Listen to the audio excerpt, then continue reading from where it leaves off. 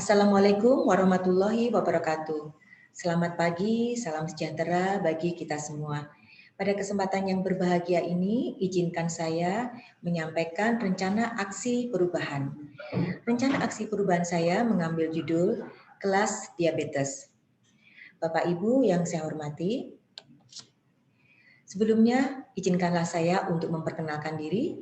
Saya Endang Sri Wahyuningsih, bertugas di Dinas Kesehatan Provinsi DKI Jakarta sebagai Kepala Seksi Penyakit Tidak Menular, Kesehatan Jiwa, dan Nafsa. Saat ini saya sedang menjadi peserta pelatihan kepemimpinan pengawas Angkatan 3 yang diselenggarakan oleh BPSDM Provinsi DKI Jakarta. Ibu Bapak yang saya hormati, terkait dengan rencana aksi perubahan saya, maka saya akan menyampaikan terlebih dahulu visi dan misi Gubernur Provinsi DKI Jakarta.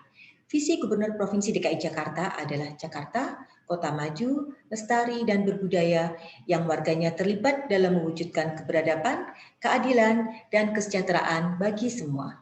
Sementara misinya adalah menjadikan Jakarta kota aman, sehat, cerdas, berbudaya dengan memperkuat nilai-nilai keluarga dan memberikan ruang kreativitas melalui kepemimpinan yang melibatkan, menggerakkan, dan memanusiakan.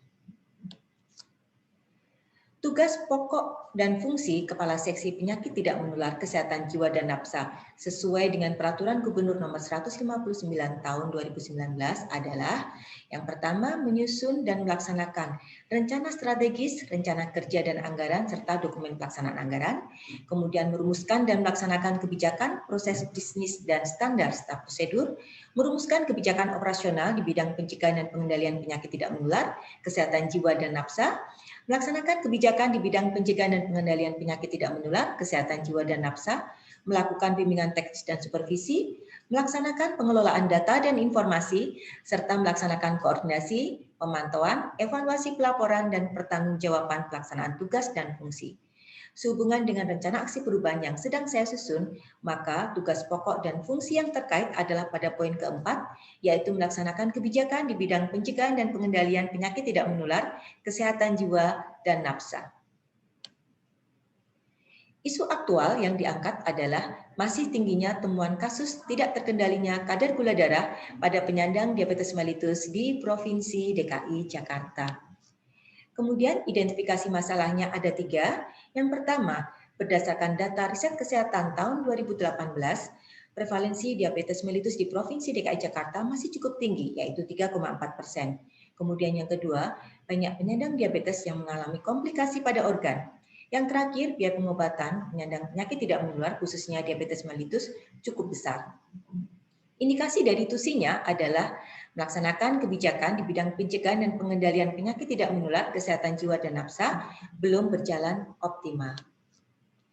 Kemudian identifikasi masalahnya berdasarkan unsur-unsur manajemen. Dari segi manusianya atau sumber daya manusianya, jumlah penanggung jawab program penyakit tidak menular hanya 1 orang per puskesmas. Kondisi yang dihadapkan adalah tersedia 2 orang penanggung jawab program penyakit tidak menular. Gap atau permasalahannya adalah jumlah penanggung jawab program penyakit tidak menular kurang memadai. Dari segi material dan dari segi keuangan atau money, anggaran, tidak ada gap atau permasalahan. Kemudian dari segi metodenya, masih ada penyandang diabetes mellitus tidak terkendali kadar gula darahnya. Kemudian kondisi yang diharapkan 100% penyandang DM terkendali kadar gula darahnya. Gap atau masalahnya, belum semua penyandang DM terkendali kadar gula darahnya. Kemudian dari segi mesin berupa media komunikasi, informasi, dan edukasi. Dari segi marketnya, kondisi saat ini penyandang DM mengeluhkan adanya gejala-gejala komplikasi pada organ. Kondisi yang diharapkan tidak adanya keluhan gejala-gejala komplikasi pada organ, kemudian gap atau permasalahannya masih adanya keluhan gejala komplikasi organ pada penyandang diabetes mellitus. Masalah yang dihadapi adalah yang pertama, jumlah penanggung jawab program penyakit tidak menular hanya 1 orang setiap puskesmas. Kemudian yang kedua, penyandang diabetes mellitus tidak terkendali kadar gula darahnya pada bagian proses. Yang terakhir adalah penyandang DM mengeluhkan adanya gejala-gejala komplikasi pada organ pada bagian outputnya. Kemudian analisis masalah utama dengan menggunakan urgensi, seriousness, dan growth atau USG. Ada 3 di sini, kemudian kalau kita melakukan pemeringkatan, maka yang paling tertinggi nilainya adalah yang poin kedua, yaitu penyandang DM tidak terkendali kadar gula darahnya. Sehingga masalah utama yang paling dominan adalah penyandang diabetes mellitus tidak terkendali kadar gula darahnya. Analisis USG terhadap masalah pokok ada 4 poin di sini. 1, masih terbatasnya jumlah sumber daya manusia. 2, masih kurangnya internalisasi tentang penyakit dan tata laksananya kepada para penyandang diabetes. Yang ketiga, belum maksimalnya koordinasi lintas sektor dan lintas program serta dengan stakeholder terkait. Yang terakhir, belum adanya regulasi tentang penanggulangan penyakit tidak menular di Provinsi DKI Jakarta. Penyebab masalah atau akar masalah jika tidak segera diatasi. 1, tidak terkendalinya kadar gula darah pada penyandang diabetes mellitus. Yang kedua, akan terjadi peningkatan kejadian komplikasi organ pada penyandang diabetes mellitus, sehingga akan terjadi juga peningkatan angka kematian pada penyandang diabetes mellitus akibat penyakit dan komplikasinya.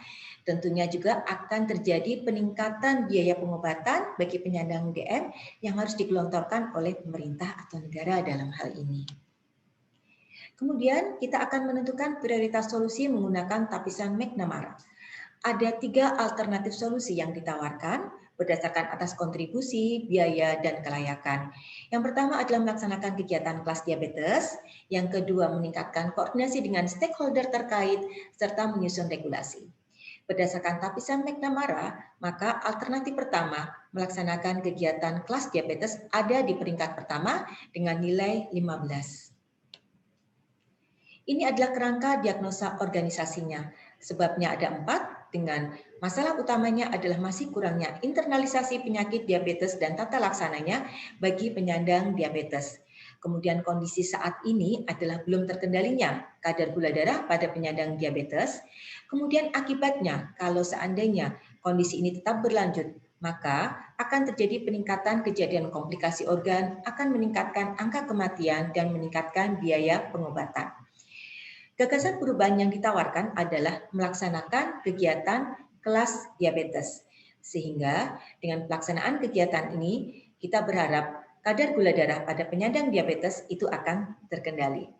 Tujuannya meningkatkan pemahaman tentang penyakit dan tata laksananya bagi penyandang diabetes dan keluarganya, menurunkan angka kejadian komplikasi organ, menurunkan angka kematian, serta menurunkan biaya pengobatan. Kemudian stakeholder yang dilibatkan dalam hal ini adalah internal dan eksternal. Dari internal ada suku dinas kesehatan, kemudian puskesmas, rumah sakit, dan Biro Kesos. Kemudian dari eksternalnya BPJS Kesehatan, organisasi profesi, dan Kementerian Kesehatan.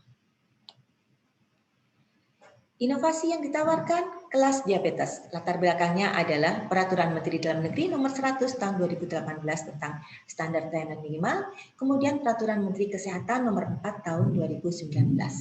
Tujuannya adalah terkendalinya kadar gula darah pada penyandang diabetes dan mencegah serta mengendalikan terjadinya komplikasi pada organ. Manfaatnya tentu saja komplikasi organ pada penyandang diabetes dapat dicegah dan tertangani dengan baik. Yang kedua adalah meningkatnya derajat kesehatan. Kelas diabetes ini diharapkan mudah untuk dilakukan replikasi di semua fasilitas pelayanan kesehatan di DKI Jakarta. Tipe inovasinya adalah inkremental karena inovasi ini dimaksudkan untuk membawa sedikit perubahan pada produk, jasa, dan proses yang sudah ada, yaitu dengan melakukan perubahan dalam memberikan komunikasi, informasi, dan edukasi terhadap penyandang diabetes. Metode proses teknologi dan sumber daya manusia. Metode yang dilakukan adalah dengan menginternalisasi tata nilai terkait penyakit dan tata laksananya, kemudian untuk prosesnya melalui kelas, kemudian sumber daya manusianya, meningkatkan kapasitasnya untuk memberikan health coaching bagi para penyandang diabetes, teknologinya menggunakan pertemuan secara virtual dan sharing melalui media edukasi. Inovasi ini memperhatikan GESI karena memberikan perhatian pada penyandang diabetes yang mungkin sudah memiliki keterbatasan diakibatkan oleh penyakitnya. Kemudian rencana aksinya, kegiatan ini akan berjalan dari tanggal 27 Mei sampai dengan 8 Agustus 2021 dengan 4 tahapan. Yang pertama adalah perencanaan, kemudian yang kedua pelaksanaan, selanjutnya pengawasan, dan yang terakhir evaluasi. Melibatkan tim atau seksi penyakit tidak menular kesehatan jiwa dan nafsa Dinas Kesehatan Provinsi DKI Jakarta, para pengelola program penyakit tidak menular di Sudin Kesehatan Wilayah, kemudian Puskesmas Kecamatan. Selanjutnya, tim ini akan dibentuk sejak awal perencanaan. Kemudian akan dilakukan sosialisasi internal untuk penyempurnaan konsep inovasi. Pada pelaksanaannya akan dilakukan terlebih dahulu pembekalan untuk tenaga kesehatan dan implementasi kegiatan. Kemudian untuk pengawasannya akan dilakukan oleh tim kerja, di mana saat itu juga akan dilakukan identifikasi faktor pendukung dan penghambat, serta evaluasinya berupa evaluasi pelaksanaan kegiatan dan penyusunan laporan kegiatan. Ini adalah rencana kerja dan anggaran untuk kegiatan kelas diabetes. Urusan pemerintahnya adalah urusan pemerintahan wajib yang berkaitan dengan pelayanan dasar, kemudian bidang urusannya adalah urusan pemerintahan bidang kesehatan, dengan programnya program pemenuhan upaya kesehatan perorangan dan upaya kesehatan masyarakat. Kemudian untuk rincian perhitungannya, karena yang terlibat adalah Dinas Kesehatan, suku Dinas Kesehatan dengan Puskesmas Kecamatan, sehingga untuk kegiatan yang melibatkan narasumber, pembahas, moderator, pembawa acara, dan panitia tidak dialokasikan anggarannya. Demikian juga untuk kegiatan belanja makanan dan minuman rapat, karena pelaksanaan kegiatan akan dilakukan secara virtual dengan memakan waktu kurang lebih selama 8 minggu. Sehingga jumlah anggarannya adalah 0. Rencana pengembangannya, yang pertama adalah implementasi kegiatan di puskesmas yang terpilih, kemudian replikasi kegiatan di puskesmas di wilayah DKI Jakarta, yang ketiga adalah integrasi dengan sistem informasi penyakit tidak menular, serta pengembangan. Demikian paparan dari saya. Terima kasih atas perhatian Ibu dan Bapak. Sehat selalu, salam cerdik. Billahi taufiq wal hidayah. Wassalamualaikum warahmatullahi wabarakatuh.